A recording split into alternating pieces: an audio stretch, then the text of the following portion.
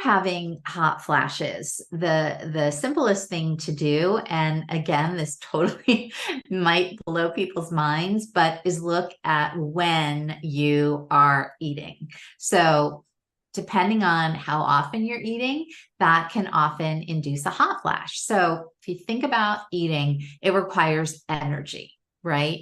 So we eat, we digest, the body absorbs and assimilates. And the more often we're eating, the harder the body has to work to digest. So this is one of the things that I noticed. I was never having hot flashes, but I was hot. And when I lived in New York City, I was running around. I taught classes in different places and workshops, and I still was doing working privately at people's homes. So I was kind of on and off the subway. And I also, at that time, wasn't making time for myself to sit down and eat.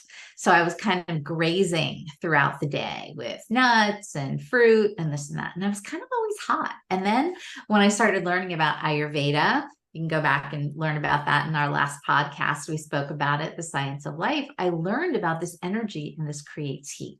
So if we're eating too often, we're going to create more heat and that can create more hot flashes. So one of the first things you can notice is, are you eating when you're hungry? And if you're not eating when you're hungry, kind of thinking about it, well, I don't want to have hot flashes. Why don't I want to have hot flashes?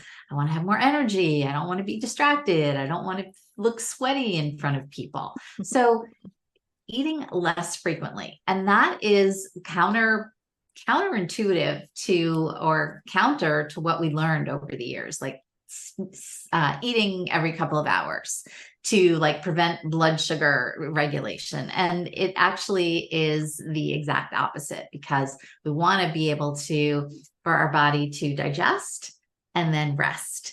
And that's become a little more popular, a lot more popular now with intermittent fasting. And Ayurveda has never called it that, but intermittent fasting for thousands of years.